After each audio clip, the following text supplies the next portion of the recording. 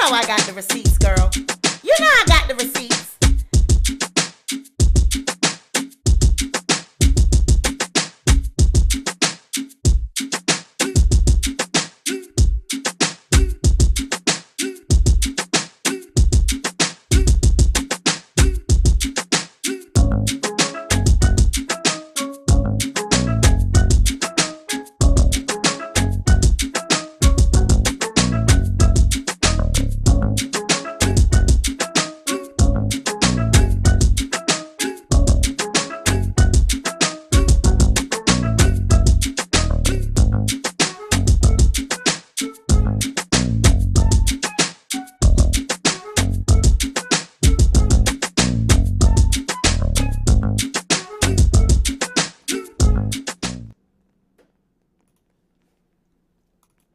Welcome back to the Sweet Pea Diaries. It's your girl Sweet Pea, and I am back with another video.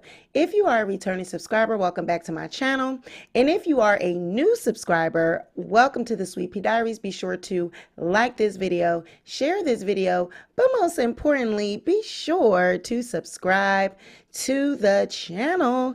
Hey, you guys, we are here with another video, and I just want to thank everyone for joining us tonight. Before we get started, I just want to introduce our sponsor for this evening. Bright Cellars is the monthly wine club that matches you with wine that you'll love.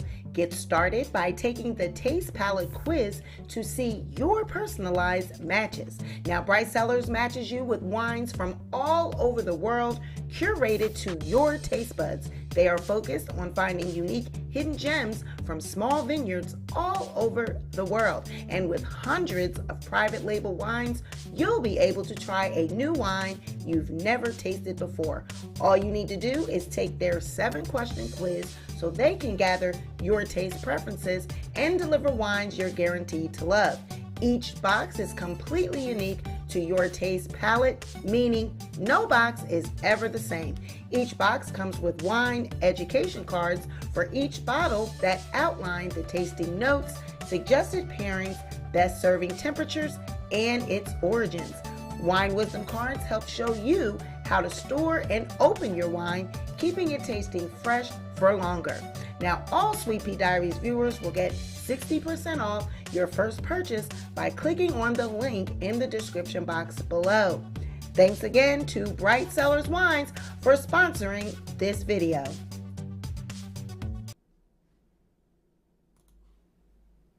All right, guys, so we have a jam-packed show this evening. So let's just jump right into our topics.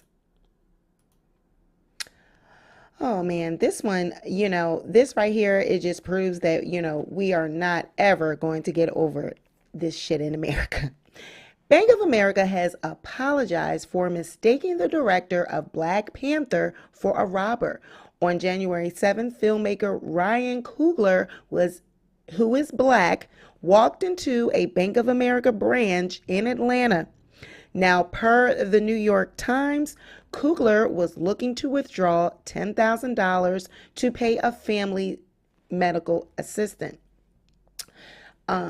According to a police report, he handed the bank teller multiple forms of verification, including a California ID, a Bank of America account card, his PIN number, and a withdrawal slip. Now, in a note on the withdrawal slip, Coogler asked the teller to be discreet when handing him the money, later clarifying that he felt unsafe waiting for a large amount of bills to pass through a machine. According to the report, the teller, who is a black woman, says she got a high-risk transaction alert from Coogler's account. She notified her branch manager, who reportedly mistook Coogler for the physical description of an at-large robber and called 911. Apparently, the officers who arrived at the scene found an SUV out front. The driver and passenger of the SUV were waiting for Coogler, who they told officers was a movie producer. The officers then detained Kugler's acquaintances before entering and handcuffing Kugler, escorting him to the back of the police car. Now, it's not clear when exactly police realized that they had mistakenly arrested a Marvel director in what appears to be a blatant instance of racial profiling, but they eventually released Kugler and his acquaintances. Following the incident, Kugler requested the names and badges of the officers involved. Police, meanwhile, laid blame on Bank of America, calling the incident the bank's mistake and affirming that Kugler was never in the wrong. Kugler later released a statement to the New York Times about the incident, which he says never should have happened. According to Kugler, Bank of America has worked with him to appropriately address the situation, and the two parties have moved on.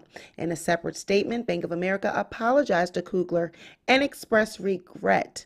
Through their apology, and even though they apologized, they didn't mention any instance of racial profiling. Okay, they didn't even, acknowledge that it was racial profiling. They said the teller got scared when a black dude handed her a note, Kugler said after the incident. I don't know what else to say about it. Hey, everybody. Hey, Christine. Hey, Maya. Hey, fine, I'll say it. So basically, he walks in, gives them a note, and he wants to withdraw the money. All right. The bank teller does not, realize that looking at him, nobody knows that this is a producer or director, should we say. Nobody knows that. But giving a note basically stating that he was, fearful of withdrawing that large sum of money in public, didn't want people to see it. He felt like he should just give a note and pass the note off. But he had on a mask, he had on glasses, and so they felt like he was a bank robber. And so the police, of course, have not taken blame. They blame Bank of America. So what do you guys think about that? I mean, in my opinion, again, it's always us have to look a certain way. Well, if you wasn't looking this way, well, if you didn't have on the mask, why you had on a mask and sunglasses, why you had to do that, why you had to write it on a note, why, all of these whys, because that's how he felt like doing it. He had a Bank of America card, which they inserted. And I'm actually a Bank of America customer, so I know how that goes when you go into the bank. And I think Wells Fargo, everyone does it now. When you're getting ready to make a transaction, you have to put your card in the little ATM machine thing, like it's, the little terminal, and you insert your card and then your account information comes up. So if he was trying to rob the bank, how would his account information come up? Like, come on, girl. So yeah, I'm not buying it. I think it was both of their fault. It was the police fault as well, because if they told you outside, his friends told you that he was a director, why would you go in and handcuff him? Why not straighten out the situation and find out what was going on first before placing the man in handcuffs? There was no reason for him to be placed in handcuffs. Okay, so now if it was flagged, we're going to address that. If it was a flagged amount, why do we have to automatically assume he was trying to do something harmful and rob the bank?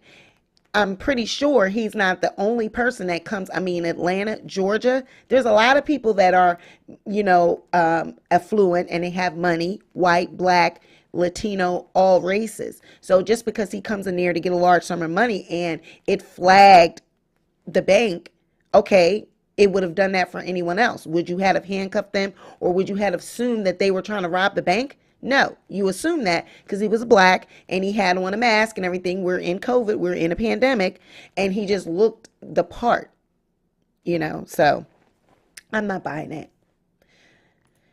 Jussie Smollett, honey, he done ran out the court talking about he is not suicidal.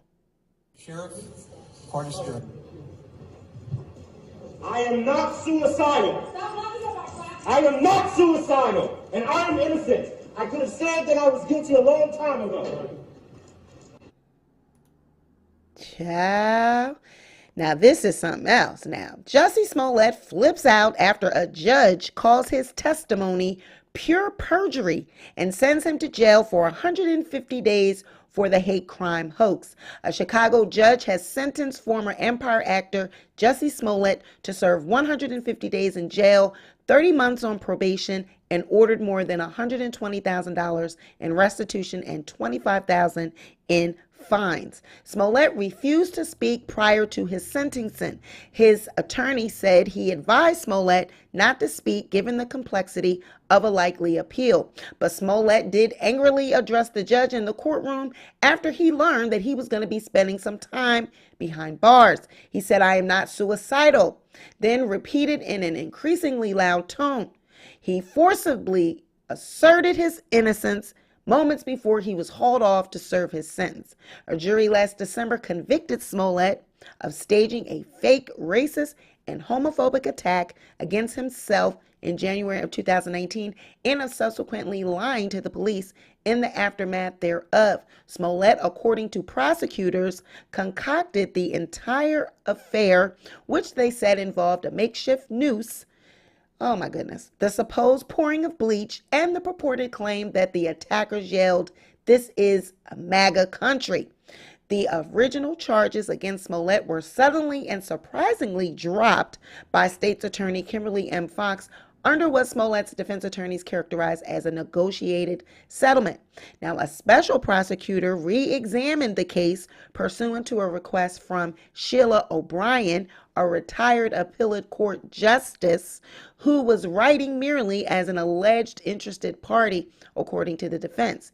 The special prosecutor subsequently secured an indictment containing 6 counts of disorderly conduct. A jury convicted Smollett on the first 5 of those 6 charges, but Smollett denied wrongdoing on the witness stand. Now, the relevant crime, disorderly conduct, is a Class 4 felony with a presumptive prison sentence of between 1 and 3 years under Illinois state law. The law also gave the Circuit Court Judge James B. Lynn said that Illinois law gave him very little discretion in the sentencing. He said he fashioned the sentence for Smollett considering the crime was committed and the person who committed it. "There's nothing that I will do here today that can come close to the damage you've already done to your own life," the judge said to him.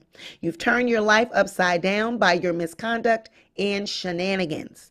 You've destroyed your life as you knew it, and there's nothing that any sentencing judge could do to you that could compare to the damage you've already caused yourself." Now that's something for a judge to say that to you.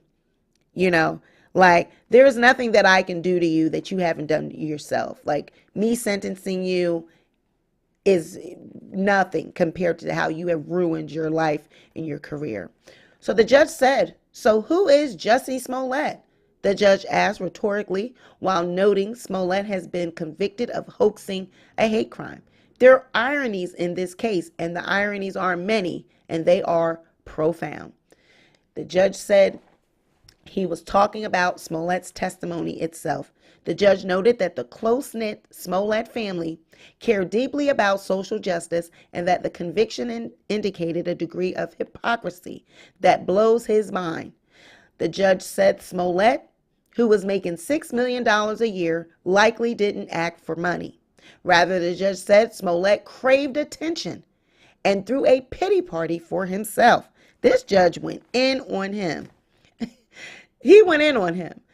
Lynn said future victims of hate crimes, which he called among the worst crimes society could possibly countenance, may be afraid to come forward for fear that they could be branded imposters like Smollett indeed was. The judge also said Smollett wrote a script for the crime and exhibited clear evidence of extreme premeditation. He said he believes Smollett chose his alleged conspirators because they idolized him. The judge spent significant time walking through the alleged facts of the offense before handing down the sentence. He noted that Smollett set up patsies as witnesses, such as a friend on the phone, and put the noose around his own neck after his setup attack occurred, and later tightened it to make it look even worse when he first put on the noose. The judge said to him, "You haven't stopped lying since. The problem was you lied to the police." The judge called the jury's verdict accurate, correct, and wholly corroborated by overwhelming evidence of guilt. He then scolded Smollett for causing the national pity party that subsequently and predictably flowed from elected public officials, mainstream journalists, and everyone on the internet. The judge said, "There's a side of you that has this arrogance, selfishness, and narcissism that's just disgraceful." This judge went in. He used those words several times during a monologue. The judge said to him, "You're just a charlatan pretending to be a victim of a hate crime. And that's shameful, especially from the family you got brought up with your family values. It's so sad." He went on to say, "Your very name has become an adverb for lying."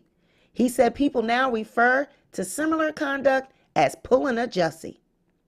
He went on to dig in his ass and said, "We have some real serious aggravating factors.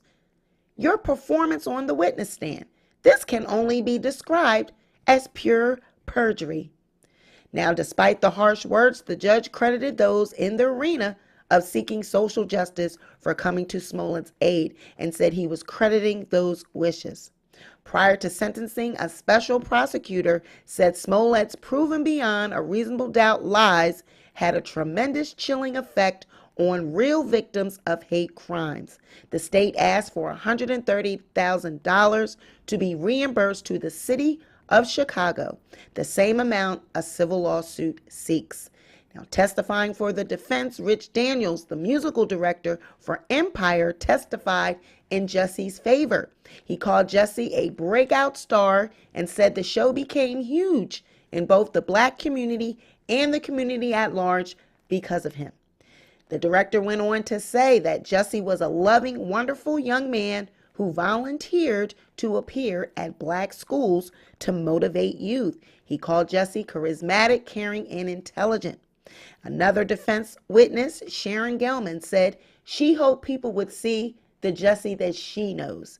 She says she'd known him since 1999 and that he was an utterly beautiful young man and pure-hearted. Jussie Smollett's older brother, Joel Smollett, read a prepared statement, and he said he strongly believes in his brother's innocence, but he mostly requested that the court had leniency. He says, "Jussie does not have malice or hatred toward anyone. It is truly unfortunate that his reputation has received so many negative connotations, and he's never received the benefit of the doubt or a proper presumption of innocence." He went on to say that public trust in the judicial system would not be restored by a jail sentence. Now, Molly Smollett, who is Jussie's grandmother, in her view, she says, failing to investigate her grandson's side of the story or revealing that he was really a justice warrior is sad. She added that she wished to go to prison with Smollett if he was so sentenced and complained that the family had suffered so much for the prosecution. The grandmother says, "If he going to jail, send me too." I don't know about that, mama, but okay. Now, all of the character witnesses who appeared in person said that Jussie should receive community service and no time behind bars. Jussie cried during some of the words of his relatives when they was giving they little speeches.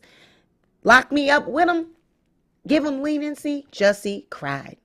The judge also read a series of letters in favor of Jussie, including one from Black Lives Matter, which heralded Jussie's many donations to causes important to the black community. Other letters were submitted by Reverend Jesse Jackson and actor Samuel L. Jackson, the NAACP, and the Illinois Innocence Project. They all think that he's innocent. Special Prosecutor Dan Webb said Jussie engaged in serious criminal conduct and that the felony levels of those offenses should not be dismissed. During this trial, Mr. Smollett made the choice to sit here in front of a jury Mr. Webb said. He said he decided to beat the case and go in front of a jury and take an oath to tell the truth, and decided to lie to them and lie to them for several hours. It was an effort to obstruct justice in this courtroom. Excuse me. Mr. Webb noted that the jury fully dismissed Smollett's version of the events. He said Jussie's lack of contrition after making a choice to fake a hate crime to benefit himself because he's black and gay needed to be taken into account. He actually wanted public attention, Webb said. That's why he reported it to the Chicago Police Department. He's the one who made that choice. Webb said that Jussie set up the attack with the police surveillance camera and in hopes that it would record it. He also said Smollett spent hours lying to Chicago police officers. The special prosecutor said he rejected assertions that Smollett's offenses were not serious. He degraded true hate crimes, and he marginalized the people who are true victims of hate crimes, Webb went on to say. He said that's what he did, and he did that knowingly. Later, Webb said it was ridiculous for Smollett's supporters to claim that the Chicago Police Department should not have spent as much time investigating the matter as officers did. Webb said the police department took a serious matter seriously, and they did exactly what Smollett supporters should expect in support of members of the black community reporting an attempted lynching. So the people saying, honey, why did you investigate that so deeply? If you hadn't have done that, no one would have really noticed that he was lying. And they're saying, listen, you want us to investigate crimes that happen against black people. He reported an attempted lynching, so we were supposed to look into that. They said y'all look too hard. Now, Webb also added that Jussie uttered intentional lies about being out the night he was allegedly attacked to pick up eggs from an all-night Walgreens. It was not open all night, the special prosecutor countered. Smollett also asserted his attackers were white. The prosecutor noted they weren't. Smollett also refused to submit a DNA sample and refused to allow the police to look at his phone. Webb also noted the special prosecutor considered that to be evidence of obstruction of justice. Now, one of Smollett's attorneys retorted that the authorities were attempting to crucify him for a class 4 lower level misdemeanor type of a felony and suggested there was an 8th Amendment issue involving cruel and unusual punishment should prison time attach to the crimes alleged and believed by the jury. Now, prior to sentences, one of Jussie's attorneys complained of at least 13 alleged errors in this proceeding. Tina Glandian, one of Jussie's attorneys, challenged the authority of the special prosecutor, but that was to no avail. Glandian also argued the judge who oversaw the sentencing proceeding lacked jurisdiction because the judge who appointed the special prosecutor lacked the legal authority to do so. Specifically, the defense said the judge could only appoint a special prosecutor if Fox formally recused herself. The defense said Fox did not do so.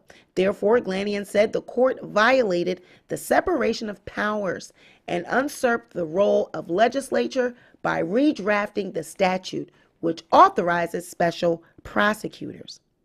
His due process rights have been violated, his attorney argued. He was promised not to be hauled back into court, and that is exactly what happened here. The only punishment under the original deal with Fox required Smollett to perform 15 hours of community service and to forfeit a $10,000 bond as restitution, she said. So they said, honey, y'all had this deal and you threw it out, said you wasn't going to bring them back into court, but you did anyway. Now, Webb was the only one ultimately secured Smollett's conviction, and Glandian argued that Webb's reference to a previous punishment by Fox was proof that Thursday's sentence was a violation of the Double Jeopardy Clause of the United States Constitution. So that's probably what they will try to appeal it on. Jussie's attorney also bemoaned prejudicial pretrial publicity, including what she called a national press campaign by former Chicago Police Superintendent Eddie T. Johnson. She said that Johnson's assertion that Smollett faked the attack because he was dissatisfied with his salary was completely false assertion based on zero evidence. Gladian further said that DNA and fingerprints resulted in no connection between Smollett and a letter that Johnson alleged that Smollett had sent to himself. Later, Gladian complained that the defense wasn't allowed to properly question the jury venue. Judge Lynn retorted by raising the ridiculousness of some of the proffered defense questions. The judge said, "I think I asked most of the questions the defense requested of me." The judge quizzed. "There were some I did not. For example, you wanted me to ask the venue, what kind of animal would you like to be if you had to be an animal? Or Superman or Batman, what do you prefer?" You really think I was supposed to ask a jury, when I'm choosing a jury in a criminal case, those kinds of questions? The defense pivoted by saying there were other relevant questions noted in court papers that were not asked. Judge Lynn said he handled the case the way he did any serious matter, including murder. Honey, they was really reaching. Honey, it went down in that courtroom, okay? Gladian says Smollett had been treated more poorly than most murder defendants due to his fame and the hot-button nature of the allegations themselves. The defense continued by arguing various points of alleged prosecutorial conduct and alleged that the special prosecutor's office badgered defense witnesses to take back their statements or issue new incriminating statements that were not part of their original stories. Jussie's attorney says a new trial is warranted based on all of these errors. Now, a member of the special prosecutor's team rebutted that the trial court's ruling were proper and required by the law. None need to be or should be revisited. He characterized his law firm's injection into the prosecutorial process as an attempt to restore the public's confidence into the integrity of the criminal justice system. He also said that Jussie has blamed everyone but himself and his lawyers. He says he's blamed the prosecutors, he's blamed Your Honor specifically, he's blamed the courtroom staff. These are in his papers. He's blamed the Cook County sheriffs in the courtroom. He's blamed the entire Cook County judicial system. He's blamed the Illinois Supreme Court. He's blamed COVID-19. He's blamed the media. He's blamed political figures. He's blamed witnesses at the trial. And he's even blamed the jury itself. Page after page after page of finger pointing and scapegoating. They went in on him. It's not COVID-19, not the 19. You didn't blame the 19.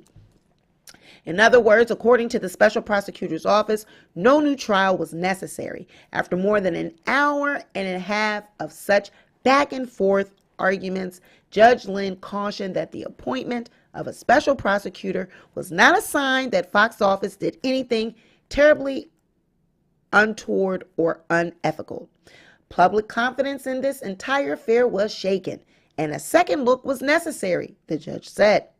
The judge also said there was nothing the brothers could have been found guilty of because they allegedly consented. The only issue, he said, was that Smollett said it to police, which the jury found to be patently false. Lynn said the special counsel's appointment was valid and that the second indictment against Smollett was similarly sound. I do believe that Mr. Smollett received a fair trial, the judge said. He refused to grant a new trial and said he hoped his analysis would put the complaints to rest. Now, when he was going at, Jussie was up there and during the trial, he said that this was not a hoax. It was not fake. During the trial, that's what he testified. He said there was no hoax. He said he was the victim of a real hate crime. Jussie further asserted that two fellow actors, the brothers Abel Anzandario and Ola Anzandario, were liars for suggesting that a $3,500 check that Smollett issued to them was a payout for faking the incident. Smollett testified that the money changed hands for a workout plan and a meal plan that the brothers crafted for him. On Thursday, Gladian, who is Smollett's attorney and on the defense team, sought to rubbish notions that the check was anything other than a payout for a workout plan and a meal plan. Gladian also argued that Anzandario brothers conveniently claimed to know of the entire alleged plot, except for the involvement of the police and indicated that both should have been charged with conspiring to file a false police report. At trial, however, the Onzandarios testified that Smollett asked them to participate in the hoax near the actor's home. Smollett's attorney said that the brothers attacked Smollett because he is gay and black. Both of the brothers are also black. Smollett's attorneys also claim that the Onzandarios tried to shake Smollett out of $1 million if they promised not to testify for the state. Prosecutors said that Smollett faked the affair because he wanted to create favorable and sympathetic publicity for himself. After the guilty verdict, Special Prosecutor Webb said Smollett lied for hours and hours and hours on the witness stand, and Webb said that the testimony compounded the actor's misconduct. What y'all think in the comments? Do y'all really believe that this was, did he do this? Did he fake it? Or was he really attacked? Y'all let me know. But it is apparent, it's apparent that the judge wasn't here for him. You know, how he spoke to him, it was really emotional, in my opinion. He really went in on it. So I'm interested to see what you guys think about it. Do you think it was fair that he received a fair trial? Or do you think that his fame and who he was and the publicity of the whole thing, do you think it was tainted? You know, his trial was tainted by that. What are you guys saying in the comments? Let's see. Because this has really been interesting this whole time. All of this. It has really been interesting. Really has.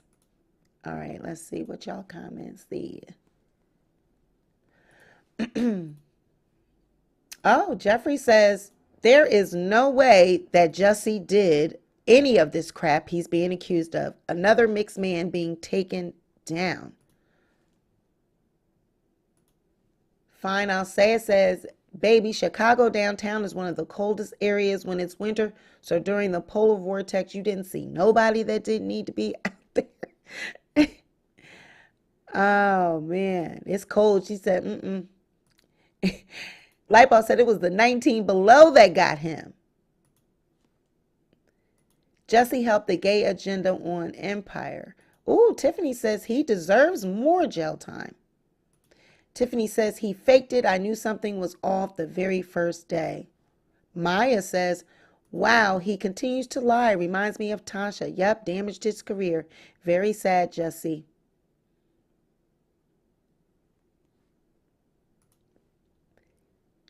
He's lucky he only got 5 months. He better do the time and think about rebranding. Interesting. Interesting. Okay. All right. Well, prayers to Jussie. Nick Cannon is getting a boot. Nick's Cannon talk show gets the axe after just one season. Is anyone surprised by that? I'm not. After only one season on the air, Nick Cannon's syndicated daytime talk show has been canceled. According to Variety, several pre-taped episodes will carry the show through May. 2 additional episodes were filmed Thursday and will be the last ones of the season. Deadline reported that the original plan had been for the show to go on a 5-week hiatus while Nick Cannon is busy filming the Fox's show The Masked Singer and VH1's Wildin' Out, with the crew getting a week of pay during the break. The production company behind the show, Debmar Mercury, instead decided that the Nick Cannon show will permanently shut down production, with the crew getting severance pay. The cancellation follows reports that Nick's show got off to a rocky start with low ratings and abysmal reviews. Nick Cannon was originally set to air in the fall of 2020, but was put on hold after Nick offended the Jewish community with remarks he made on his podcast. After he apologized, the show launched in September of 2021. Nick said it's never easy to be canceled. No. It's never easy to cancel a production with clear potential, but after a great deal of deliberation and examining various options, we've made the difficult business decision to end production on Nick Cannon. Now, that's the presidents of Debmar Mercury. That's what they said in their statement. We plan to offer viewers original episodes of the daytime talk show through the remainder of the season. Our thanks go to the very talented Nick Cannon and our wonderful production team, and we wish Nick continued success with his many hit ventures. Now, Nick Cannon was initially eyed to replace the Wendy Williams show amid reports of Wendy's ongoing health-related hiatus. If the Wendy Williams show ends or if she doesn't come back to the show, they would feel comfortable sliding Nick into the 10 a.m. slot, which immediately follows the local news broadcast. Now, that's what one source had stated to The Sun in November. That is the plan for filling the time in the New York market. Other stations around the country that similarly carry both shows back to back will likely follow New York's lead, the insider added. So they really were geared up to replace Wendy's show with Nick's. So what do you guys think happened? They did it a quick skirt. What do you think? Now, Wendy, we know that her show has been cited because of her medical condition and her Graves' disease, and we know that Sherri is replacing Wendy. So what do you guys think about it? What do you think about Nick getting the axe? Do you think that he's getting the boot for, some reasons, or is it just because it's low ratings? I mean, I don't really think people really watch that. So what do you think? Did you guys watch Nick's show? I didn't. I didn't watch it. Let me know what you think in the comments. Ooh, child. Wendy, and Sherri, honey. Sherri says she and Wendy Williams are not friends, but she's thankful for her, and she's glad that she has Wendy's trust. Now, Sherri Shepherd is gearing up for the debut of her new daytime talk show in place of Wendy Williams. Wendy's fans are supportive, but want to hear from Wendy.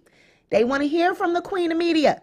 Now, unfortunately, Sherri has not spoken to Wendy either, but does welcome her as a guest on her show when it premieres. Wendy has only spoken on social media. Sherri is grateful for the platform that Wendy Williams provided and is supportive of Wendy's future comeback. Sherri couldn't be more excited that her show Sherri will be debuting this fall. She reined in ratings over all the other guest hosts and instantly became a fan favorite because of her comedy style and her unique takes on hot topics. But she doesn't forget to give Wendy her props. She recently told Deadline that she wouldn't have this opportunity without the foundation that Wendy has set. She said, "I'm so thankful to Wendy for letting me fill in for her and letting me fill the gap to support her as all the other co-hosts have also done.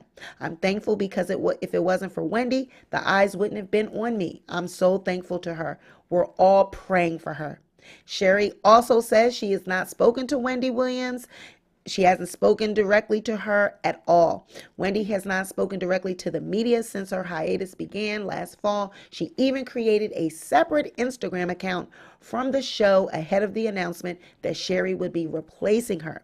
Sherri said that she hasn't had any contact whatsoever with Wendy. She says, "No, I have not spoken to Wendy personally." It's not like everybody thinks that in Hollywood that we all have each other's phone numbers. Wendy knows me because I've sat in as a guest and I guest hosted for her 2 years ago. So it's not like she doesn't know me, but we're not friends. I'm glad that she's trusted me when they asked if I could come in and trusted that I could do it. But hey, she says, it's not like she can call me or I can call her. We're not friends. I'm just taking over her show. But we ain't friends, girl.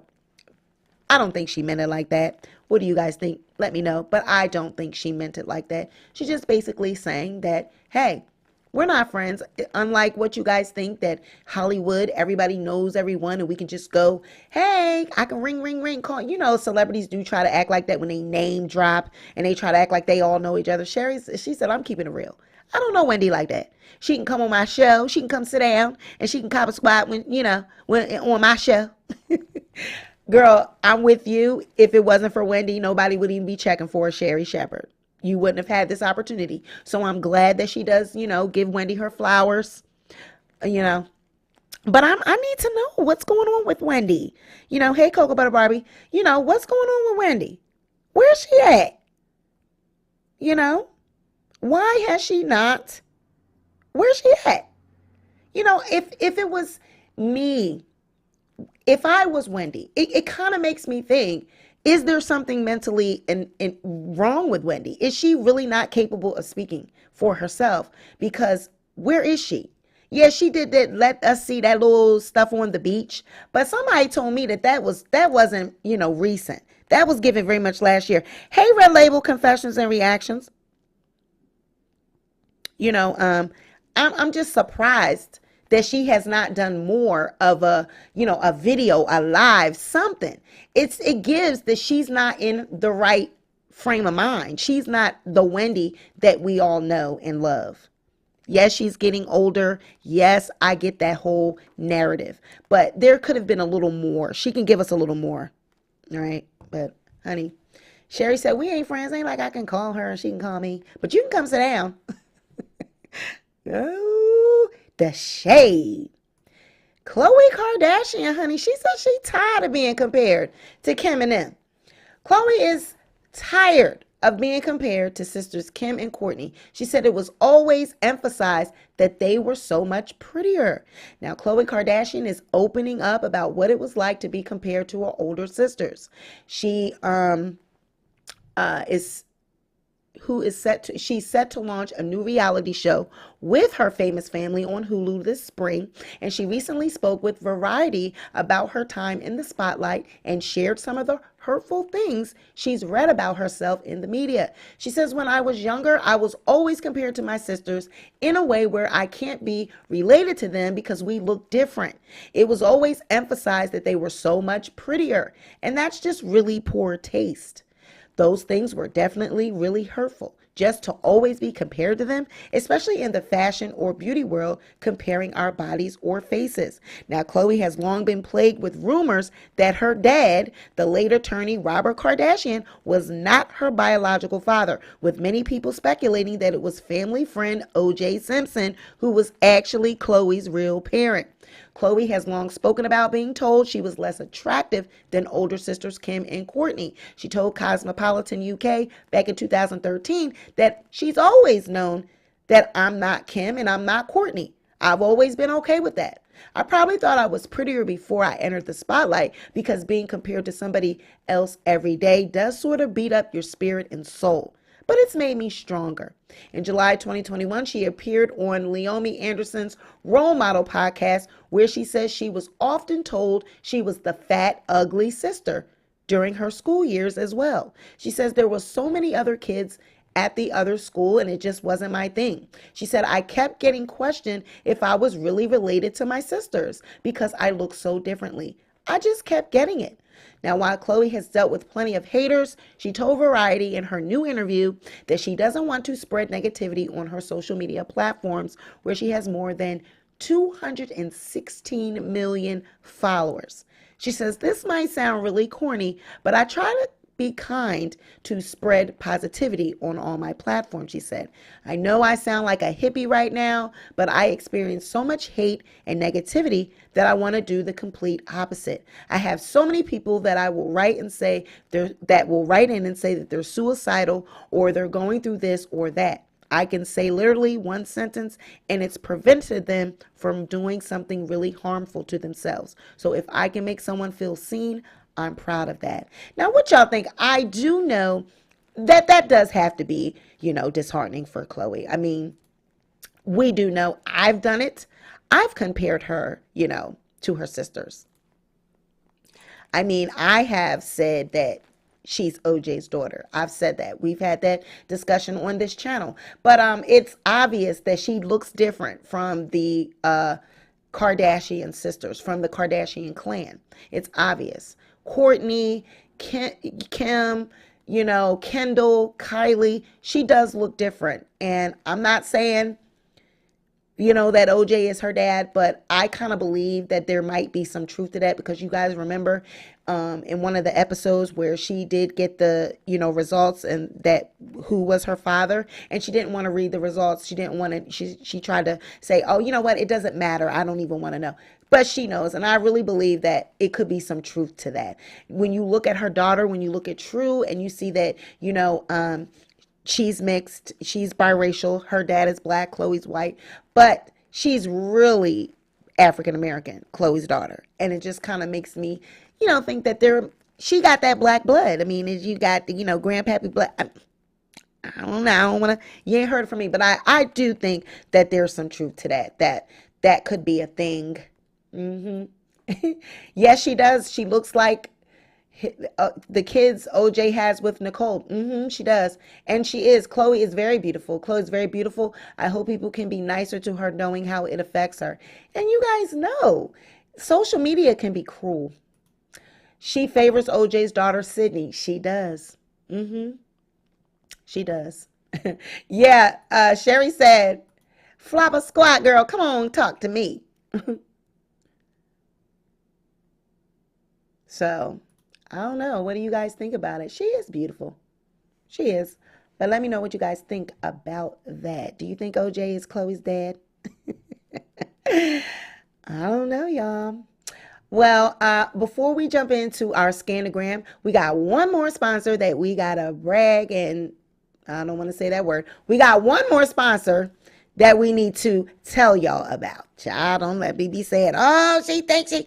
Child, I didn't mean to use that word. We got one more sponsor that we want to thank you for sponsoring the show.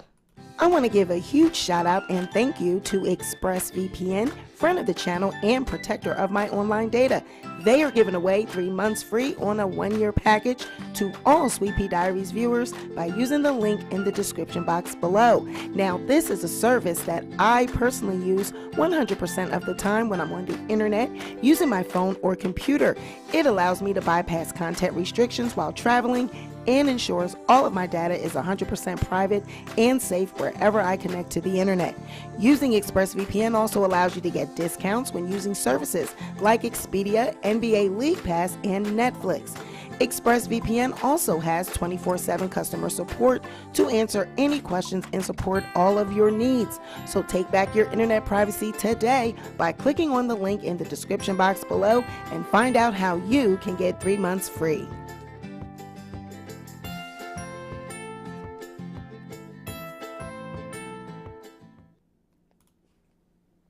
All right, guys, let's jump into our Scan the Gram.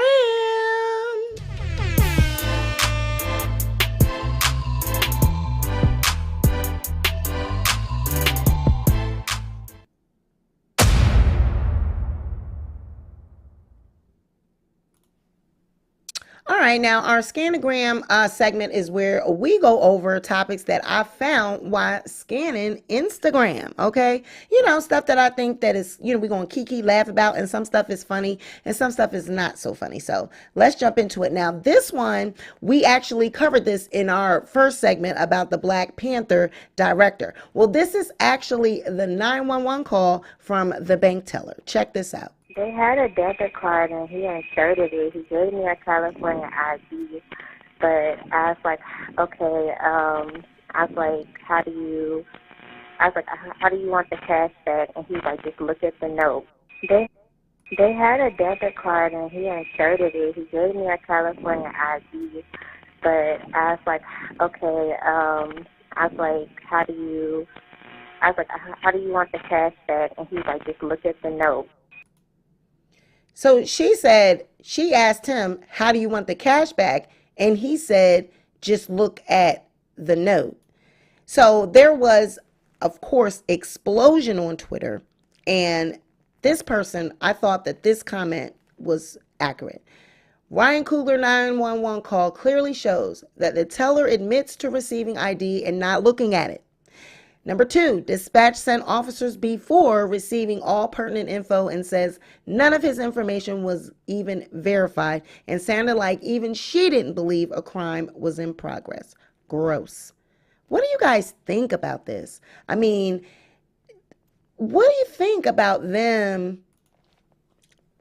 mistaking him for robbing the bank? I mean, do you think that this was, whose fault was this? Was it 911, you know, the police, or was it Bank of America? I don't know. Drop in the comments and let me know. Now a woman is attacked. She walking in the parking lot, coming from the mall, and someone just hits her. Hacker is on the loose, wanted for hitting a woman who was walking through a Glendale Fashion Center parking garage. You can see here in the surveillance video, totally unprovoked. A person approached the woman, punched her in the head, and then retreated back to the spot by the wall where they had been standing, possibly, according to police, smoking narcotics. Police have been unable to... possibly, according to police, smoking narcotics. Police have been unable to determine the attacker's gender. If you think you know who this person is, you should call Glendale Police.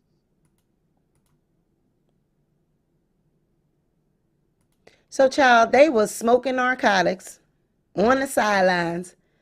Lady walking through the parking garage, and he just comes and smacks her in the head. Somebody says, what the F is wrong with people? And somebody says, this is a reminder that the text can wait. Gotta stay ready out here. And I guess that's because that person can see she looking down at her phone and wasn't paying attention. Somebody else says, times are different, man. We need a mask and helmet to be safe out here. Damn. And somebody says, these people be selective with who they mess with, and that's sad. And this person said, what the F? But they had laughing emojis. I don't think it was anything funny about that. And somebody says, what is wrong with people? And then this person says, so she didn't see this man walking towards her? People need to stay vigilant in these streets and put the damn phone away. Now that I will agree with. You do need to pay attention and put your phone down when you are walking. But she didn't do anything wrong. He slapped and punched her in the head. She wasn't, asking for that. So I don't think it was her fault. And I damn sure don't think it was anything to laugh about. But, you do got to stay ready out here. Buddy's girlfriend pulled up on him in the gym. If he was actually exercising, this situation probably could have been avoided.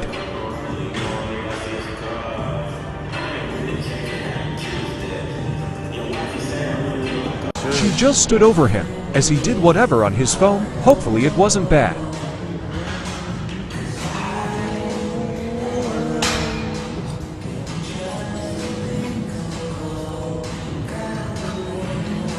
I swear he'd been sitting for at least 10 minutes on the machine. I wanted to help him, but I was training a client.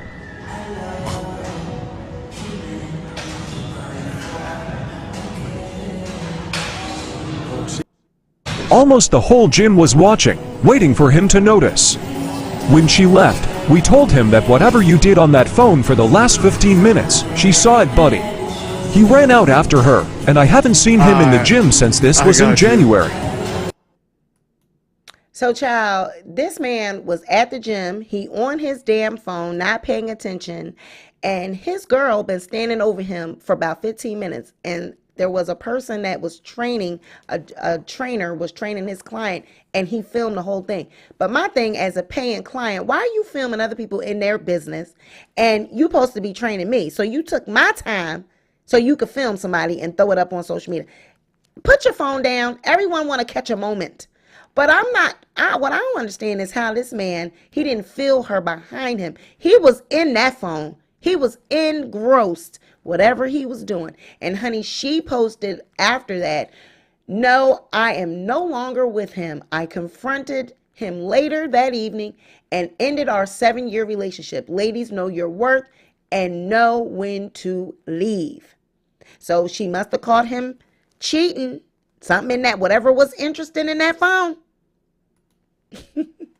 What y'all think they said in the comments? They said, good for her. Somebody says, baby, he was texting hard. Because ain't no way I'm not finna feel somebody hovering and breathing over me like that. He ain't even glanced up to see everyone else staring at him. And then somebody says, that's crazy how every man in there dead ain't say nothing to him. And somebody says, but what was he saying, sis? That's tea. And someone says, number one question, did he not feel her breathing? And someone says, but sis, if you had to do all that, you already was having a gut feeling old dude wasn't it. Shaking my head. That's true. If you had to do all that, then you know he was cheating. You knew he was doing something. She went up, she slid up in that gym and straight up watched him on that phone for 15 minutes. Woo, and got put at. He got put at. Now, this one is trifling as well. All right. A grandfather gets 2 life sentences in prison for sexually assaulting 3 generations in his family. This story is absolutely sick. A grandfather in Georgia has landed himself behind bars for sexually assaulting 3 generations of his family. According to the New York Post, Benny Frank Johnson was sentenced to 2 life terms in prison, plus an additional 5 years after being found guilty of arring and molesting 3 generations of females he had family ties to. The discovery of these sick crimes happened in 2018 when he assaulted an 8-year-old girl. Assaulted. What's crazy is that the girl's mother claims he also assaulted her when she was a child. During the trial, it was revealed that Johnson also arred another woman while he was married to her mother. The mother of the 8-year-old says this is the beginning of breaking generational curses. What do y'all think about that? And what y'all think they were saying in the comments? Y'all already know. You already know. They said, good, his nasty ass. And someone says, why let him around your kid if he did it to you? And someone says, throw him right up under the jail. And someone says, why would you allow your child around him when you knew what he was about? And someone says, shaking my effing head, people always want to keep things a secret, and then it keeps going on. And someone says, they broke a major generational curse with this one. I'm with the previous 2 comments. Why would you allow your children to be around a man if you knew what it was given? You already know he did it to you. Why? But this is what we do. We do this in our families because I'm with this other person. We're too busy trying to hide things, protect our loved ones. He ain't your loved one. He wants your children. If he did it to you and he want other people, he ain't your loved one. Don't cut him no breaks, and definitely don't put your children around him because now they're going to have emotional issues that I'm sure you have. So now you're going to put your children through that. So you could have broke the generational curse by not putting your children around it. I see you, Judy. Hello. You could have broke the generational curse. Hey, Sky. Eskimo. I see you guys. Jason Lee. Kanye West reportedly hires Jason Lee as his media manager. Jason done came up with this one, honey. Now, this is interesting. Kanye West has reportedly hired Jason Lee of Hollywood Unlocked as his PR manager. Recently, Kanye has been keeping his social media presence strong by posting memes and bizarre poems, among other things. Now that he has Jason Lee in his corner, this could help improve his public relations and marketing skills even further. According to reliable sources, the rapper has enlisted the assistance of Jason Lee of Hollywood Unlocked to manage his public image and broker business deals on his behalf. This is most likely to help him improve his online reputation following his recent divorce from Kim Kardashian. Jason's hiring, on the other hand, may come as a surprise given his previous controversies in the media. Sources stated, now Jason is working for him in the role of a media manager, helping broker deals, and he is in charge of his public image. From the outside, it seems totally strange to take him on, especially after what happened with the Queen. But he wants to be surrounded by people who know how the media game works and reckons he shares a vision with Jason. After his divorce from Kim Kardashian, Kanye has started posting bizarre and nasty messages on social media. This suggests he needs professional aid to manage his media initiatives, and Jason Lee appears to be the man for the job. Y'all tell me what y'all think about this. Okay. Now they said in the comments, this is definitely a big W for Jason. Somebody says this is major. Someone says Jason will get the job done. Vlad TV put up praising signs, like hands up, like, good. Someone else says good luck. Someone else says wow. And someone else says and should. And then someone says show me the Carfax. But what do you guys think about this? Do you think it's a good thing? Do you think it's a win? I know it's a win for Jason, but do you think it's a win for Kanye? Okay. Let me see what y'all saying in the comments. Maya says, have folks been complaining that Jason Lee is a liar, or do I have the wrong one? Well, he has a lot of, there are a lot of rumors about him. Jason Lee has arrived. He gonna get locked up. I mean, let me know what you guys think.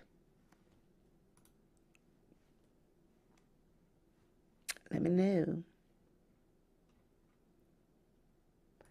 All right. Oh, speaking of Kanye and the West and everything, check this out. Miss Kim. Advice for women in business. Get your fucking ass up and work.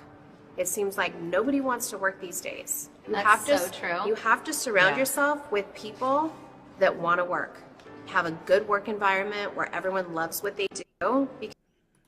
Now, I feel Kim on that, but at the same time, I have a hard time with it because Kim and these Kardashians and these reality stars, they're one of the reasons why people don't want to work. They feel like things can be handed to them. They want to be reality stars and they want it easy because they make it look like, you know, we don't see the hard work and what goes on behind the scenes. We don't see all that. All they see is the glamour, the glitz, and the fame, and them spending money and hanging out with celebrities. So I blame social media reality stars for people wanting not to work and wanting to go viral to be famous to make money. So on one hand, I feel what she's saying, but on the other hand, I'm like, girl, you the reason why people, you know, your image. Somebody says a lot of people really don't want to work hard. They want to check, but okay, doing the bare minimum. Kim saying, F these niggas and get more money, bitch. And Andrew Caldwell says, get up, y'all.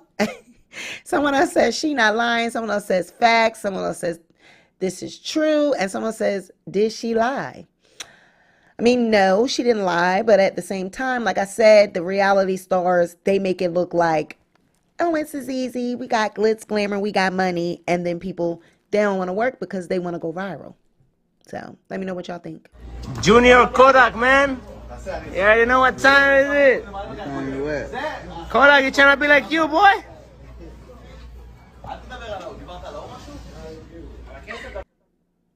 Now, as you can see, I'm going to play that back again for those that didn't see it, but Kodak buys diamond encrusted grill for his 7-year-old son. Junior Kodak, man. Yeah, you know what time is it? Kodak, you trying to be like you, boy?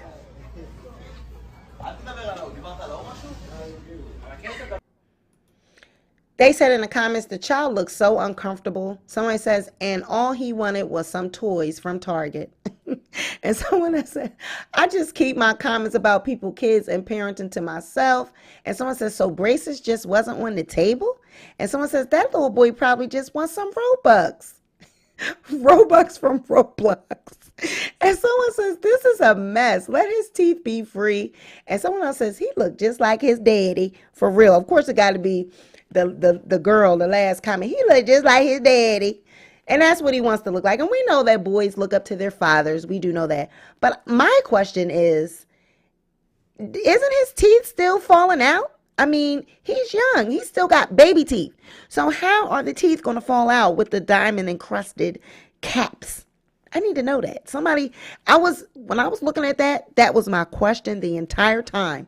I know when you get caps on your teeth, I know kids get those. So I need to know, when your teeth fall out, do those fall out? How does that happen? You know, will the diamond encrusted thing, it'll fall off? Because honey, make sure if it fall off, make sure you're not in the park or you're not at school or nowhere like that. That way it's, you know, we could put it up under the pillow for the tooth fairy because we could take it off. The money that tooth earned, we can go and cash that in and give you your money, slide it up under the pillow. But I need to know about that. Is that going to come off when your teeth fall out? But it's just grown, in my opinion. He's a child. Why does he need diamond encrusted teeth? Come on. Now, this is a case of what I asked for versus what I got. All right. Now, she asked for these nails. Now, both of them look trifling to me. Now, this is what she asked for. Now, these, I guess this was supposed to be for Valentine's Day. These, they have apples, I guess. I guess that's what it's supposed to be. Some type of candy looking apples or whatever. But that's what she asked for. And this is what she actually got. This is what she got. Now, I don't think, in my opinion, they look burnt, look like the tips of the things, the thumb looks burnt, but it's not too far off, in my opinion. What do you guys think? They both are ugly. I don't know why these girls want these type of nails. I'm trying to figure out, how do you properly clean yourself? Is your hygiene taken care of with these long ass nails? But both of them look trifling. and what y'all think they said in the comments. All right. Oh, child. I guess I didn't get the comments, but honey, y'all know what they said in the comments. They said in the comments, trifling. They said ugly. I didn't get the comment one, but honey, we can say what we gonna say in the comments. Yes, hilarious. This is what they said in the comments. A hot damn mess. That's what they said. And then somebody else laughed. Everything. That's exactly what they said. Y'all got it. A horrible mess. Who the excuse me, I was really getting ready. Who want that? Nobody. Nobody wants it. Yeah, Buddha man. Yeah. Yeah. Yeah. Yeah.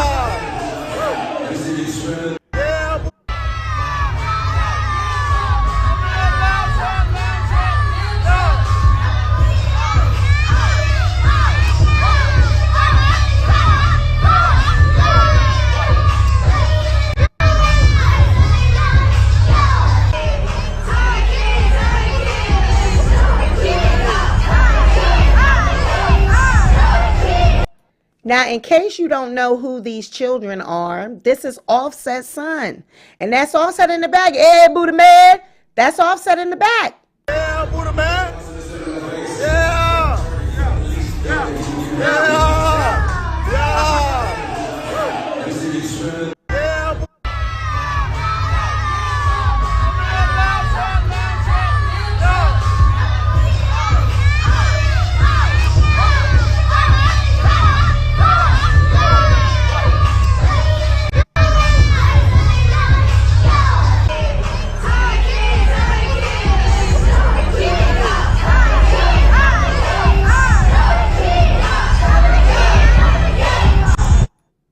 Now, what do you guys think about this? What y'all think in the comments? They said he's his daddy's son. Somebody says Offset's kids are so cute. They said he's his daddy's son for real, for real. And they said, don't play with him. And somebody says he having more motion than me. And somebody says the little Migos. And then somebody says bro even moves like him. And someone says, get him on the hook with a feature. Yes, Cody. So I guess, everybody in the comments is here for it, but y'all let me know what you think. I mean, these children are aspiring to be rappers. Everybody wants to be a rapper. Your stepmom is Cardi B, your dad is Offset, and I get it. Men want to see their sons, want them to be cool, but they think that hyper masculinity is where it's at. As long as he's acting like a rapper and acting like a thug, you're cheering him on. Hey, Buddha man, what do you know about rapping? And then some people say, oh, let him be a kid. They just all kids want to be like they dad. But that's not what your father represent in the songs and the stuff that they represent. They talk about gangs, drugs, violence, sex, and women. Now, I get it. We do have child rappers and we do have child stars, and he is definitely a carbon copy of Offset. He was moving like Offset, looking like Offset, and it is given that. But I want you to aspire to be a doctor, a lawyer, something, other than a rapper. Like your daddy's already a rapper. You know what I mean? Teach him to be something else. And I'm not saying that he can't, enjoy and have a good time, but I just need to see these kids doing other things. And I'm not saying he could be. I'm not judging them. He could be an excellent, I've heard Offset say that he does great in school. He's an excellent child. He gets good grades. I've heard them say this, but I just get tired of seeing the little boys act so grown and, be glorified because they can do rap moves and look like a grown man. It's like he's imitating a grown man and you praising him for that, like his moves and all that. Like, no, he's a kid. Let him be a kid. What happened to kids running around and being kids? He got all this goddamn jewelry on, chains on. Like, let the boy go and play. Let him be a child. Speaking of Offset,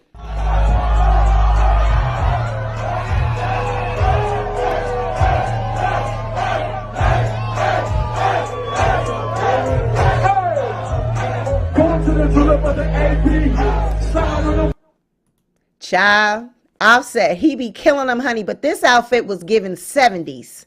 He was looking like, really looking like Rick James or somebody. This is looking like 70s flavor to me, honey. But I love this song. This is my beat right here. Hey. So they said set is a whole vibe. Somebody says had to get in there, and that was Offset. He said had to get in there. And somebody said period, Offset, living your best life, bro. I know that's right. And then somebody says I would say Atlanta put on, but apparently Migos is not Atlanta. And then some B Scott said fire. Now that's Major said fire, and All Def Music said fire. So what y'all think? Y'all think it was fire?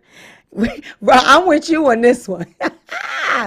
Soul Train. Okay. Swoop. Yes. And Adriana, I agree. You know what I mean about the Offset son. You know, let them be kids. TSO and Train, right? Honey, that was giving 70s vibe to me. Rick James. Now, 57-year-old Maryland man who became the first human to receive a heart transplant from pig dies 2 months later. He even started looking like a pig. 2 months after the breakthrough experiment, the first human to receive a heart transplant from a pig died. The Maryland hospital that performed the surgery reported on Wednesday. David Bennett died in the University of Maryland Medical Center on Tuesday. Doctors did not specify the reason of the death, just stating that his condition had deteriorated many days prior. Bennett's son expressed gratitude to the hospital for offering the last-ditch trial, expressing optimism that it might aid future efforts to eliminate the organ shortage. We are grateful for every innovative moment, every crazy dream, every sleepless night that went into this historic effort, David Bennett Jr. said in a statement released by the University of Maryland Hospital. We hope this story can be the beginning of hope and not the end. Throughout the decades, donors have hoped to one day use animal organs in life-saving transplants. Bennett, a handyman from Hagerstown, Maryland, was chosen for this last effort only because he was otherwise doomed, ineligible for a human heart transplant, bedridden, and on life support without any other choices. Bennett's son told the Associated Press that his father understood that the operation was risky. Initially, the pig heart worked, and the Maryland hospital reported that Bennett was improving. The hospital posted video last month of him watching the Super Bowl while exercising with his physical therapist. Bennett lived much longer with the gene-edited pig heart than baby Faye, a dying California newborn who lived 21 days with a baboon's heart in 1984. We are devastated by the loss of Bennett. He proved to be a brave and noble patient who fought all the way to the end, the doctor said. So what do you guys think about it? Rejection, infection, and other problems are possible for, if you use animal organs. Of course. I mean, infection, definitely. Rejection, definitely. People said, my condolences. Someone says, well, they tried. And someone says, so we're shocked. And someone says, well, so much for that. And someone says, sad, but they need to stop trying to play God. And someone says, stop playing around with people. And someone says, oh, wow. So you mean to tell me a pig heart can't properly function in a human body? Who knew? And I think they were just being sarcastic. My opinion, I don't think that this should have even been expected to work. I mean, it's a human versus a pig. I don't see how you can think that a pig heart would even work. Now, if there's something that they can do in the future, I'm pretty sure if they keep on trying at it with medical advancements, they'll somehow figure it out, because everything starts with a dream, a try. But I feel like because he knew that he had no other choices, and people knew that they had no other choices, that he was basically an experiment. You know what I'm saying? It was a trial. He knew he was going to pass away, and it was like an experiment. Yeah, exactly, Maya. Experimenting. That's exactly what. And he signed up for it. He knew that it, was an experiment. Right. What is Buddha man? What is Buddha man? Right. Experimenting. That's exactly what they were doing. Yep. Now, this is another sad story. A Florida man crushed to death in a porta potty after the coworker runs him over with a bulldozer. Ooh. A father of 3 whose family stated he'd lately changed his life was crushed to death Friday evening while inside of a temporary restroom on site of a Polk County landfill by a bulldozer. Aaron Henderson was on site as a spotter for drivers of large trucks and heavy equipment entering and exiting the Polk County North landfill. The 40-year-old was employed a few weeks ago. He claims and his family believes he was overjoyed to have a job that he appreciated. According to family and friends, Aaron Henderson's smile and laugh could light up a room. He was a devoted family man and a wonderful father to his 3 small sons. He came up in the streets a little bit and he was tired of living like that, Aaron's older brother, Leonard Henderson, said. He wanted to have a responsible and be a responsible person. Aaron's 10-year-old son stated, he had a good life here with me, Adrian, and my other brother, but he's in a better place now. According to the Polk County Sheriff's Office, the incident looks to be the result of a traffic industrial accident. Investigators claim the bulldozer driver missed the porta potty because the front blade was raised and obscuring his view. At the end of the day, we don't know what happened, but we just want to know the truth, says Leonard. So we hope they do a thorough investigation. You know what I'm saying? All we want is the truth. Aaron's family vows to find out what happened to him.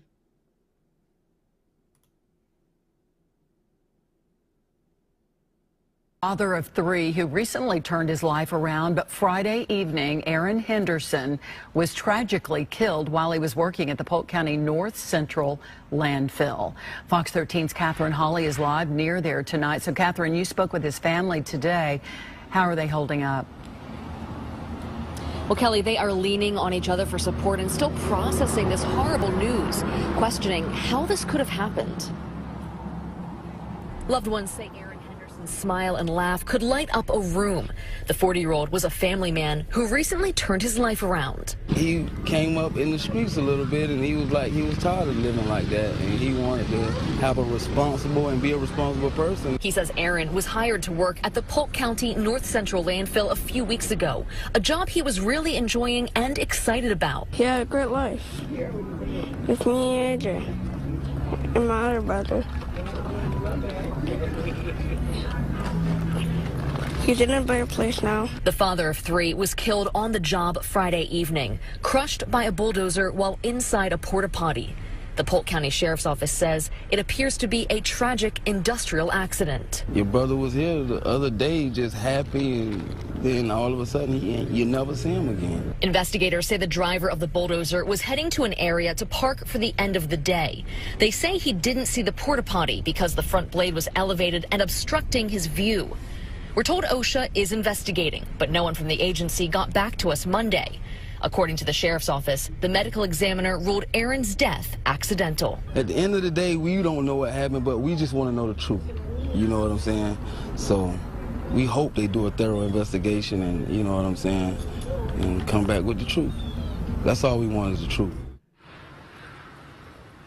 And the family is vowing to find out exactly what happened to Aaron. They are planning a candlelight vigil for him in Winter Haven tomorrow night. So they said in the comments, this is so tragic. Someone says, always strange when they mention criminal past, like that got to do anything with his death. And someone says, it's more to this story. I can feel it. And someone says, like a lie, you go to work every day and you mean to tell me you ain't know that same potty was there that day? Yeah, investigate this. Oh, somebody says, sounds like a lie. You go to work every day and you mean to tell me you ain't know that that same porta potty was there? Yeah, investigate this. And someone says, something don't sound right here. And someone says, the coworker did it on purpose. I mean, I'm with them. I mean, how you don't see a whole porta potty? You know, those things are tall, green, blue. You know, I'm with them. Investigate that because it don't sound, it's tragic, but it don't sound right at all. Now, honey, things is heating up over there in Russia. MasterCard and Visa suspend operations in Russia effective immediately. MasterCard and Visa are suspending operations in Russia in the latest blow to the country's financial system after its invasion of Ukraine. The credit card companies Visa and MasterCard have suspended their operations in Russia effective immediately. According to AP News today, the companies made the move based on the country's invasion of Ukraine. Reports state that MasterCard issued cards by Russian banks will no longer be supported by its network. Also, any MasterCard issued outside the country will not work at Russian stores or ATMs. In a statement, the company said, "We don't take this decision lightly," and explained that the outcome was discussions with customers, partners, and governments. Visa is also working with its clients and partners in Russia to halt transactions over the coming days. Visa Chairman and Chief Executive Officer Al Kelly said in a statement, "We are compelled to act following Russia's unprovoked invasion of Ukraine and the unacceptable events that we have witnessed." PayPal has also suspended its services, as well as TikTok and Netflix. They suspend services in Russia amid the ongoing invasion of Ukraine. TikTok suspends new content and live streaming access due to fake news law over there. So Netflix said no, TikTok said no, Visa and MasterCard said no to Russia. They done pulled at, right? The list of companies that have suspended their services in Russia continues to grow. On Sunday, TikTok and Netflix joined the list.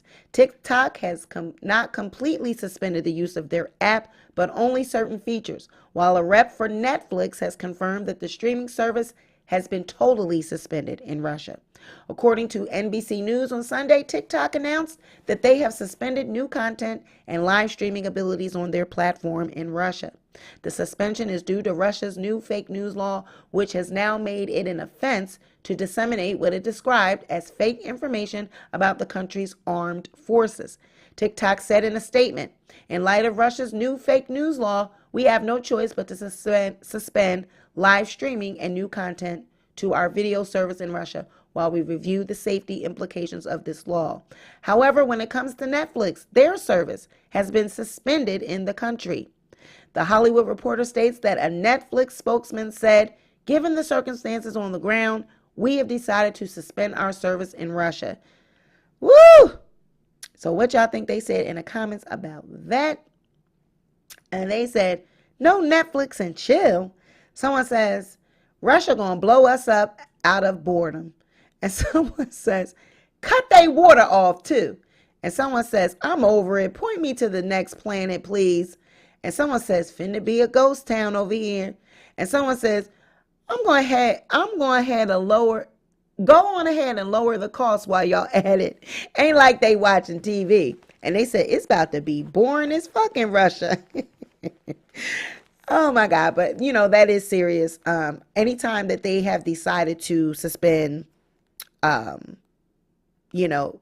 Visa, MasterCard, that's serious. I mean, your debit card, credit card, every card got a Visa, MasterCard logo. So you can't use nothing. I mean, how you going to get, your money? You got to go to the bank, get your money out. You can't use your credit card. Like, that's serious. So anytime that they've decided to do that, that's really serious. So Life with the Leonard family says they using China Pay system now. It's serious. Yeah, damn, right? And so, wow, yes, it's serious, So they said they're going to come over here and blow us up because of it. We ain't got nothing to do with it. So a teacher, now y'all remember that 5-year-old that assaulted that teacher? He will not criminally be charged, he or she. I'm not sure. I'll find out right now if it was a he or she, but they won't be charged. We have learned that it was a 5-year-old student that could be facing some serious trouble after allegedly battering a teacher here at Pines Lake Elementary. This incident so bad that it left that teacher unresponsive. She had to be placed on a stretcher and taken to the hospital. A 5-year-old could be facing some serious charges after allegedly battering a teacher. It all happened Wednesday at Pines Lake Elementary School. The police report says it started when a 4-year-old and 5-year-old began throwing things around the classroom and at teachers, along with flipping chairs. The teacher radioed for help. The report says the first officer to respond saw the teacher sitting on the ground against a wall, appearing to be in a faint state. The officer tried holding her up, but she was weak and dazed, and the teacher was coughing and dry heaving. Paramedics would also show up to find the teacher unresponsive. She was placed on a stretcher and taken to Memorial Regional Hospital. Police tell us the 5-year-old was not arrested, but the incident report says the child could be charged with... Child, they said the 5-year-old attacked the daggone teacher, and the teacher had to be taken to the hospital. According to ABC 12, this all went down a little after 10 a.m. at Pine Lake Elementary in Pembroke Pines, Florida. The police report said that the student was in a cool-down room after he and a 4-year-old started throwing objects around and flipping chairs. The child reportedly hit the teacher with his feet and fists. When police arrived at the school, they found the teacher sitting on the ground, dry heaving against the wall. The teacher was feeling faint, weak, and dazed. The teacher was taken out of the classroom on a stretcher by fire personnel and then transported to a nearby hospital. Now, what y'all think they were saying in the comments? Child, it's not, that wasn't a 5-year-old. That couldn't have been a 5. Child, it's the overacting for me. It's the drama for me, okay? Now, the teacher said, the comment said, kid must have been throwing stuff because ain't no way. And someone says, I want to say something, but I'm a teacher, so beautiful gowns. And then someone says, they would have had a Tom and Jerry knot. And someone says, I want to hear both sides of the story, please. And someone says, a 5-year-old? How big is this child? And someone says, girl, is the teacher serious? And someone says, how big was this 5-year-old? What y'all think in the comments about this? I mean, a 5-year-old? Do you really think that she was dry heaving, dazed and confused? Or do you think she was overreacting because she wanted to get out of there? She said, give me workers' comp. I need to go. I'm sick of these 4 and 5-year-olds. You know, 4 and 5-year-olds, that's that age. They can really get, especially with them temper tantrums. She said she needed a break. I don't understand how a 5-year-old can make you dry heave. And girl, ain't no way. You was dazed and confused. They must have knocked you upside the head with a toy, because ain't no 5-year-old fist or foot that heavy to knock you out and have you dazed and confused. I think she's a little over dramatic, but y'all need to train your children. There's no reason that a child should be up there at the school showing out like this. And I blame the government, anybody, all these lawmakers that have made it your business to interfere with parents raising their children. Oh, you can't spank them. Oh, you can't do this. We can't discipline because you gonna call CPS, or this person gonna call CPS. So now you got to deal with these unruly children because they can't be disciplined. You know, we got knocked upside the head and we got our ass whooped when we were young. And we ain't had to scream child abuse or any of that. Some of these children need they ass whooped, because none of mine gonna go up to the school acting like this. Okay. Now, I'm sorry, I don't condone child abuse, but I don't have anything against a little spanking every now and again. You have to put a rod. You spare the rod, you spoil the child. Sometimes you got to tap that ass. You got to slap that butt. And it's how you do it. You know, you never beat a child out of anger. You know, when you're angry and you're upset about other things, you never spank a child when you're angry or anything, because I do believe you could take your frustrations out and you can harm them, you know, and you can do more harm than good, because you're thinking that you're spanking them out of them being bad and need to be disciplined, but you're frustrated about other things. So never spank a child when you're upset. She said she had menopause, she had a menopause hot flash, and my mother, let me show y'all. My mother played none of those games, okay? They are BAD. Tasha says she had a menopause hot flash. She said, I don't know, these toddlers have hard licks these days. She said, how did a 5-year-old do that kind of damage? Okay. But they need to discipline these children and stop being in people damn business. Let people raise their kids. Oh my God. And now this one, honey, here go Tyrese. Attention-seeking ass. Here he go with his lies. So I'm running late for church, and I just lost an extra 10 minutes, you know, real unprofessional. I'm in the drive-thru, you know what I'm saying? Like, when they gonna take my order?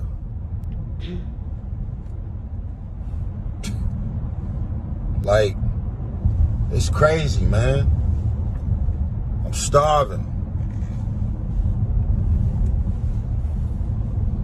Then I realized that Chick-fil-A is closed on Sunday. So,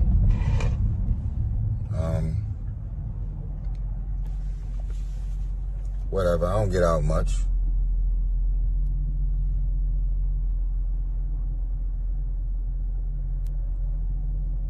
I can't be the only person that's ever dealt with this.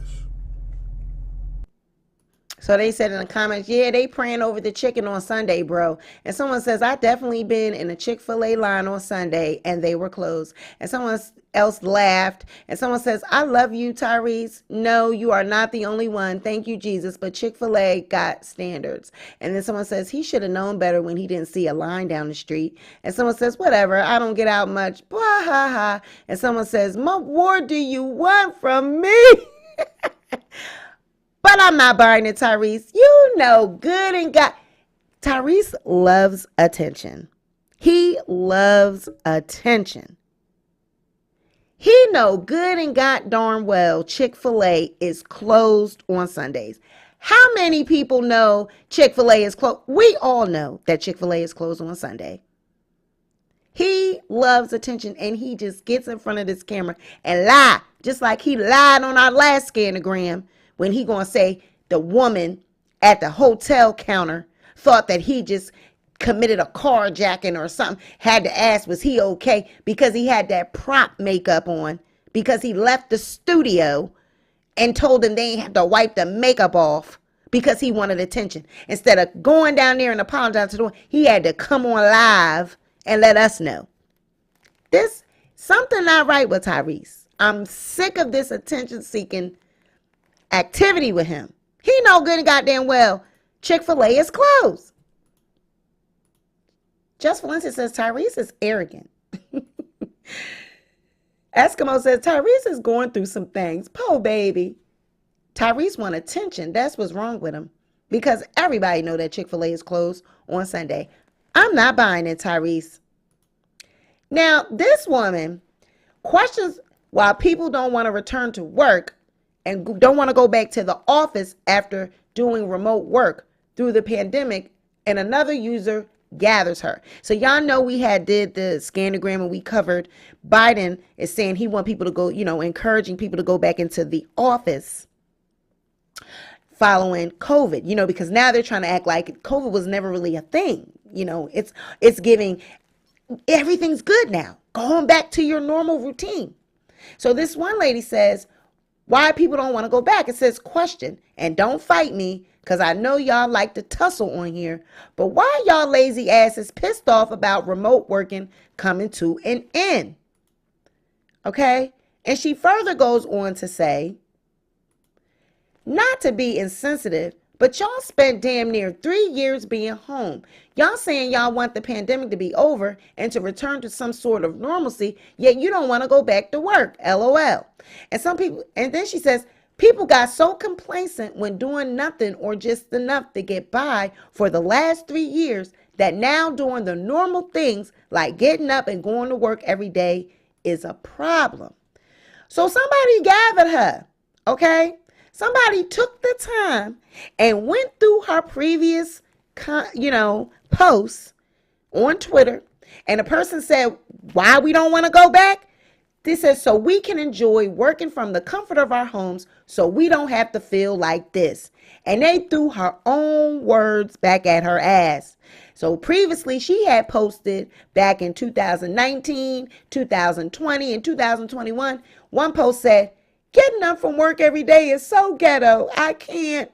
And someone says, she says, I'm at work doing absolutely nothing. I don't even see why the pharmacy is even open today. We deserve a break from getting cursed out all day. Then she said, I don't even know why I even bother coming to work. I never do anything. I hate it here. So the person said, honey, you're the one said these things. Had to remind her of her own words. Says, we don't want to go back to work so we don't have to feel like this. You said, girl, getting up for work every day is so ghetto. You can't. I don't even know why I bother coming to work. I never do anything. I hate it here. I'm at work doing absolutely nothing. I don't even see why the pharmacy is open today. We deserve a break from getting cursed out all day. Child, ain't nothing like your own words. Child, they came with the receipts. Came with the receipts through her own words at her. Child, ain't nothing like a receipts to gather a bird real quick, right? So you guys drop down in the comments and let me know what you think about these topics, our Scandagram topics, our topics from the beginning of the show. Let me know what you think about Wendy Williams and Sherri Shepherd. Sherri saying that we not friends, Wendy. Now, I don't think she was saying it that way. You know, she said, you can come be on my show. You can come have a seat. But girl, Wendy Williams is the reason why you even have a show. Nick Cannon, his show gone. Okay, they said it's boring. Ain't nobody watching. We're going to replace this with something. I'm interested to see what they're going to replace it with, though. You know, who will be coming up with a show. And Black Panther, the director. They thought he was trying to rob the bank. Y'all let me know what y'all think about these comments. Khloe Kardashian says she tired of being compared to her sister. Says I know I don't look like them. In my opinion, Khloe looks the best. She really didn't need all that surgery that she got. But, you know, that's what happens when you get in Hollywood and you get money. But, you know, she says, I'm tired. You know, y'all know OJ my daddy. Y'all know OJ my daddy. All right, so make sure you drop down in the comments and let us know about all of these topics. Be sure to like this video, share this video. Most importantly, be sure to subscribe to the channel. Thank you for watching, and I'll talk to you on the next video. Bye, you guys. Love you. Mwah.